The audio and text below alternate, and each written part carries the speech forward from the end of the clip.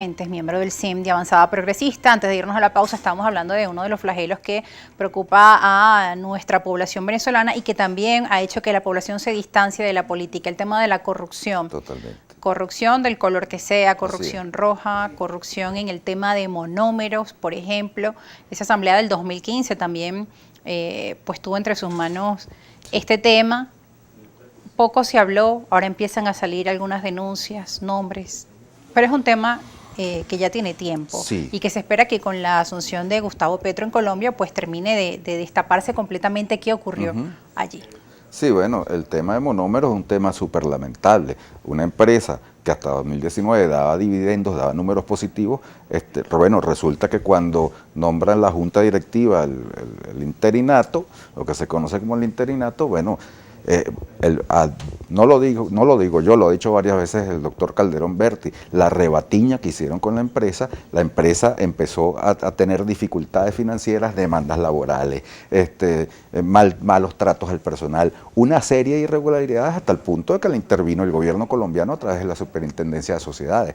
Seguramente ahora en lo que asuma el presidente Petro, la presidencia de Colombia, bueno, saldrá a la luz qué es, digamos, la gravedad del asunto de monómeros y seguramente un montón de gente que aquí está saldrá salpicada de ese asunto, de los malos manejos de la empresa.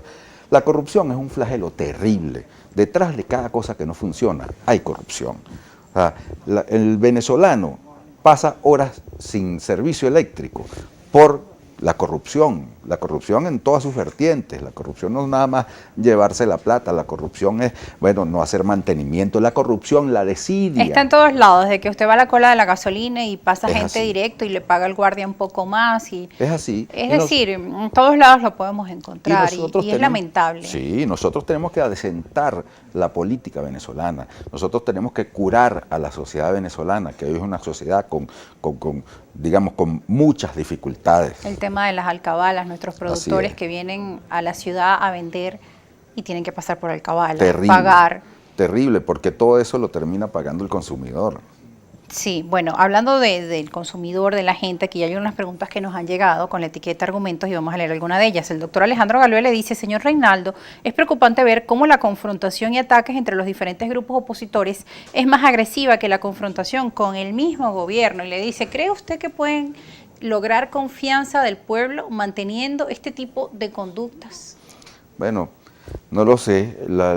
Yo lo que sé es que yo estoy comprometido a luchar contra la corrupción, sin importar el color de la camisa o el color de la franela del corrupto.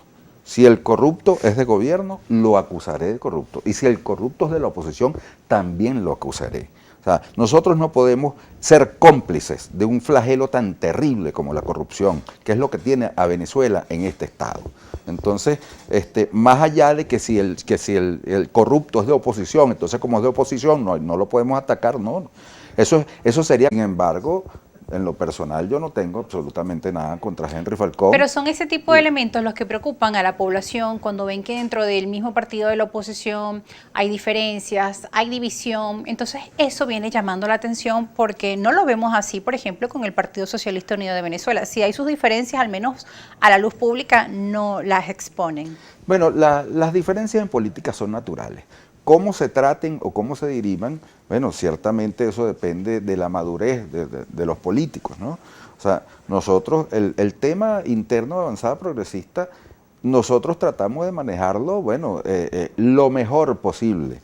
De hecho, la decisión a la que alude el televidente del CNE, lo que ordenaba era reformar los estatutos para hacerlos más democráticos e ir a un proceso interno. Y reconocía a la directiva con Henry Falcón a la cabeza. Él sencillamente decidió, bueno, abandonar las filas de Avanzada y fundar un nuevo movimiento. Pero ahí no hubo, digamos, una división, una pelea, no la hubo. Ahora, ¿cómo toman ustedes el liderazgo ahora en Avanzada Progresista de cara sobre todo a este proceso que algunos sectores han convocado como primarias, otros sectores están clamando por un candidato que sea electo por consenso? Bueno, en Avanzada Progresista, a raíz de la salida de Henry, se ha venido construyendo un liderazgo colectivo, ¿no? Okay. Un liderazgo colectivo, incluso se evidencia el surgimiento de liderazgos en las regiones. Nosotros en el pasado proceso electoral obtuvimos 127 concejales, 18 legisladores. O sea, vienen emergiendo nuevas caras, nuevos líderes, Sí. y a eso estamos apostando. En cuanto a las primarias, mira, nosotros en esas primarias de un sector de la oposición que no representa, según los números, ni siquiera el 10% del país, y pretende imponerle las condiciones a toda la oposición variopinta, claro, como es, nosotros en eso no creo que no vamos a participar. O sea, se trata de elegir un candidato adecuado. Exactamente, y para elegir un candidato adecuado, bueno, tiene que establecerse, tienen que establecerse las reglas claras entre toda la oposición, pero eso no es lo que está haciendo el G4. Nosotros, por el contrario, estamos reuniéndonos con diversos sectores, no solamente las reuniones de los lunes, reuniones privadas y reuniones diarias. Estamos en ese trabajo constante, porque nosotros creemos que en Venezuela debe surgir una nueva mayoría que conecte con la gente, una nueva mayoría que sea profundamente popular. Que conecte con la gente, es uno de los elementos que hacen falta por considerar. Nos indican que ya lamentablemente se nos acabó el tiempo. Quería su mensaje final y breve sobre las relaciones de Venezuela con Estados Unidos, que bueno, hemos tenido en días recientes esta visita de una delegación de alto nivel. Bueno, el deseo, por supuesto, es que las relaciones se normalicen. El tema de la apertura de los consulados y de las embajadas, incluso para el tema electoral.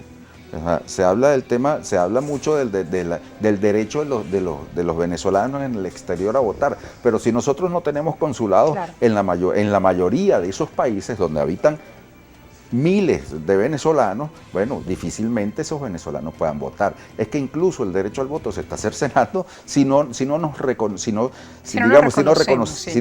reconocen entre las naciones. Así es. Bueno, muchas gracias por estar con nosotros, señor Reinaldo, y gracias a ustedes también por acompañarnos en esta edición de Argumentos. Será hasta una nueva edición. Recuerden nuestras cuentas en las redes sociales, donde allí seguiremos en contacto. También les vamos a dejar las redes sociales de nuestro invitado Reinaldo para que ustedes puedan seguir por esa vía en comunicación. @argumentosgb en Instagram es la nuestra y @argumentosgb